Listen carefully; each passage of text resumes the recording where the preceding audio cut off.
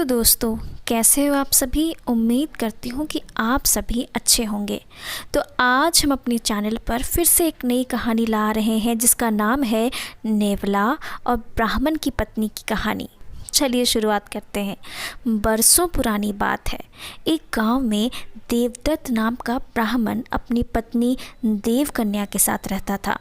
उन दोनों की कोई संतान नहीं थी।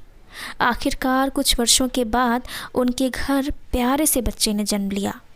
ब्राह्मण की पत्नी अपने बच्चे को बहुत प्यार करती थी।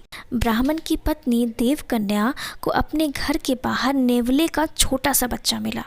उसे देखकर देवकन्या को उस पर दया आ गई और वो उसे घर के अंदर ले गई और उसे अपने बच्चे की तरह ही पालने लगी। ब्राह्मण की पत्नी बच्चे और नेवले दोनों को अक्सर पति के जाने के बाद घर में अकेला छोड़कर काम से चली जाती थी।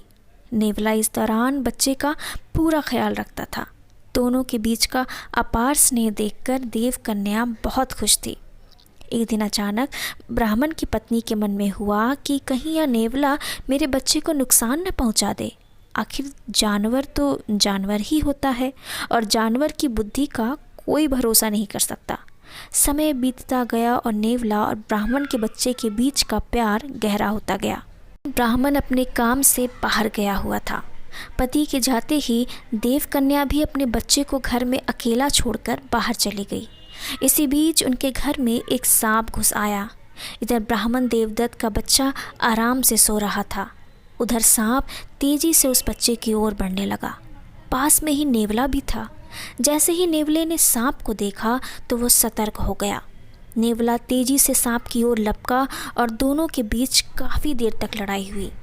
आखिर में नेवले ने सांप को मारकर बच्चे की जान बचा ली। सांप को मारने के बाद नेवला आराम से घर के आंगन में बैठ गया।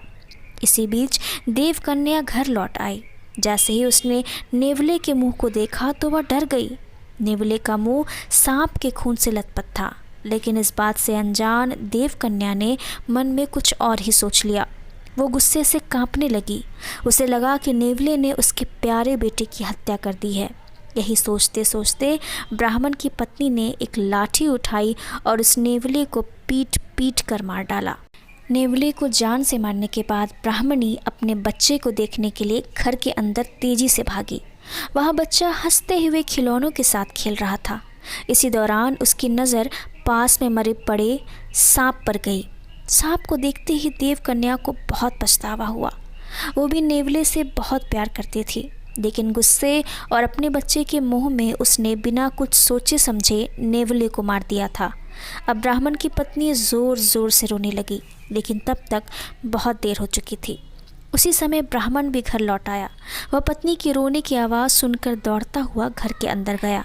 उसने पूछा, देवकन्या, तुम क्यों रो रही हो? ऐसा क्या हो गया? उसने अपने पति को सारी कहानी सुना दी।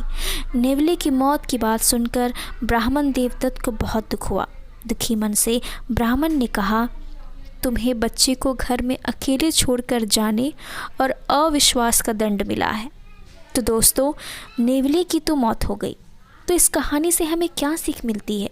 इस कहानी से हमें यह सीख मिलती है कि बिना सोचे समझे गुस्से में आकर कोई काम नहीं करना चाहिए।